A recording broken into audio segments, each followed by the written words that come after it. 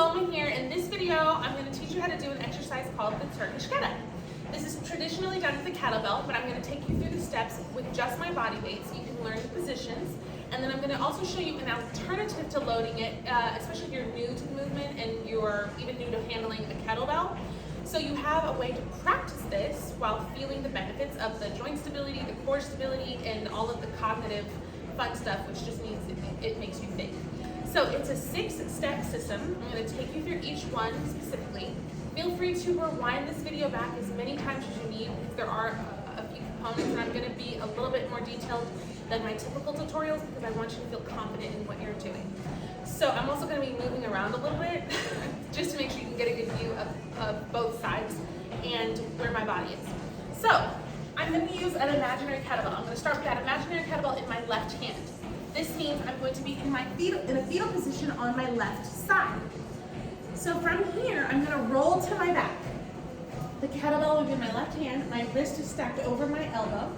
I will press the bell towards the ceiling, making sure that I have alignment between my wrist, elbow, and my shoulder. You don't want the bell to carry too far over you or too low, because you'll feel it that if it's unstable, number one, drop the weight. And if it's something that you can hold, just make sure that it's not over your face for safety.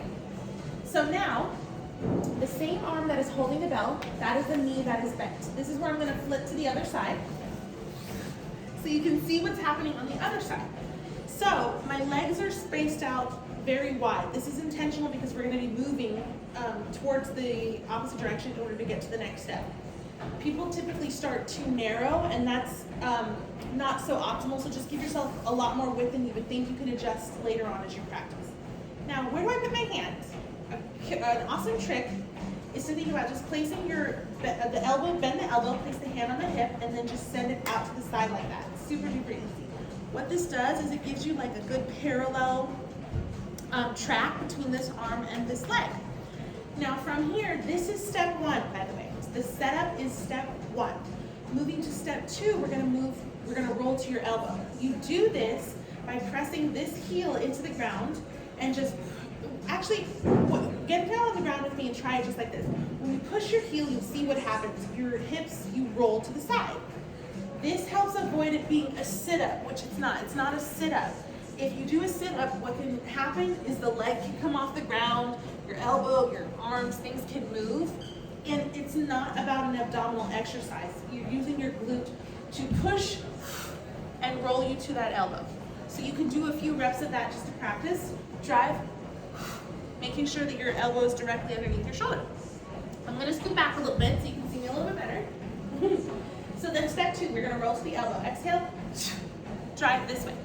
Step 3, we're going to press to this hand. So I've got my right hand on the ground, which means I'm going to be rotating my hand clockwise just to make sure that I stay super stacked, because the typical thing that happens is the shoulder rounds forward, and we don't want that. We want to stay in a really good packed solid position so I have good alignment and good stability. So just to show you again, from the elbow, I exhale. You can even visualize like squishing a bug. That'll kind of help think about putting your shoulder back in the right position. Now, step 4, we're going to go into a half windmill. To do this, I want you to sweep this foot towards the other foot. You can even, I'll come here a little bit more. Sweep it this way. Then what you're going to do to get to a half windmill, sweep it again underneath yourself. And now you're in a half windmill. Now give me a moment because I'm going to turn to the side, because this is a really important thing I want you to pay attention to. You notice the alignment of my hand, my knee, and this back foot. So I'm going to show you how to get into that one more time so you can see, and I'll show you what it looks like when it's not right. Sweep it to the foot, then come into the half windmill. See that alignment? If you find your foot out here, you just really want to make sure you adjust yourself, because we're going to need to come up to half kneeling, and you want to start from a good safe position. Safety is always first. Then from here, you're going to hinge back, and you're going to come up to the half kneeling position. So my foot just windmilled to the back. Now before we stand up, pick this foot up, adjust it so it's comfortable, because you're going to come up to standing, which will be the final and 6th step. You're going to exhale, and that's the top. So I know I'm kind of cut off here. We're going to reverse it. So we're going to reverse lunge. This foot windmills back, I'm gonna slide this hand as I hinge. Again, there's the alignment. I'm going to sweep this leg back to the tall position, and I'm gonna come down to my elbow. I'm gonna press this elbow into the ground so I can roll, get that shoulder blade, the right one, then the left, and I'm right back in the starting position. So I'm gonna take you through the steps in real time, okay? So step 1 is the setup. Step 2, I'm gonna push and roll to my elbow. Step 3, I'm gonna press to my hand. Step 4, I'm gonna go to a half windmill. Step 5, I'm gonna go to half kneeling, adjust my feet. Step 6, I'm gonna come up to standing, and then we reverse. Boom, a little bit more in real time. Sweep, elbow, and down. Then you would bring it down this way. I'll show you what it looks like while loaded. Now, here's the trick that you can do to give you a little bit of feedback, especially if you don't have a coach with you saying, oh, hey, move this here. I want you to take off your shoes, okay? And instead of grabbing a weight, what you're gonna do is you're gonna take the bottom of the shoe, you're gonna put it on, you're gonna make a fist, and you're gonna put it this way. So what this is gonna teach you is it's gonna teach you, are you stacked? Are you in alignment? It will also teach you where to put your focus, which should always be on the bell up until you're coming up to the last step to standing. So now what happens if when I move, I'm not stacked? I'll show you. Or if I don't breathe. It falls, right? So it's gonna force you to make sure that every move you do, you exhale, you focus, and you move it slow so you can be safe and controlled. So let's take it step by step. Step 1 is the set. My focal point is the shoe. I'm gonna exhale, drive with my heel, roll to my hand, just like that. I'm gonna press, roll to my elbow. Now I'm gonna press to my hand. I'm gonna sweep. I'm gonna do a quick check down here, just check my alignment. Looks kind of good, make a small adjustment. Then I'm gonna hinge, press to half kneeling. This is where your focal point can now be forward. I'm gonna drive, come up to standing, and I'm gonna reverse. Reverse lunge this way, windmill this back leg. I'm gonna hinge, slide this leg just to make sure I have that nice straight line. I'm going to sweep this leg through, place my elbow on the ground, drive it back. And I'm back. That's pretty good. Takes practice though. The great thing about using the shoe, again, is that it's not heavy, so if it falls, it won't hurt you. Maybe your pride, that's okay. We all need to be humbled sometimes. I'm just gonna show you quickly with the bell.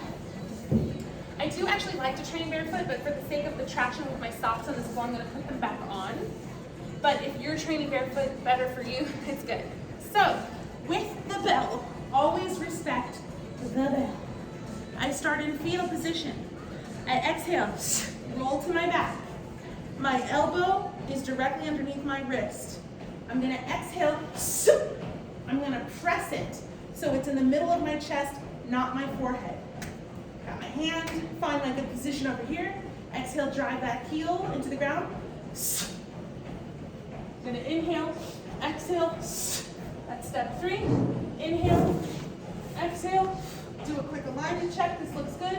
Hinge back, go to half kneeling, windmill that foot, adjust the front leg, exhale, and I come up to standing step 6. Let's reverse. Reverse lunge, windmill, slide, get good alignment, sweep, and then I come back down. And I safely control it using the other hand for support as needed. So again, it's a 6-step system. Before you load this, again, watch this video as many times as you need. Grab a shoe. It could be a house shoe, any type of shoe. Put that on your fist first. Even going just from, I have another video on the half Turkish getup, where that's essentially you just come to the hand position, and depending on what's written in your program, of course, follow that. But if you need a little bit of reminders, just maybe do even a few reps going from your elbow to your hand, elbow to your hand, because it can be tricky. Break it down as much as you need to. Ask me any questions you have, but of course follow what's written in your program, and I'm always here if you have any questions.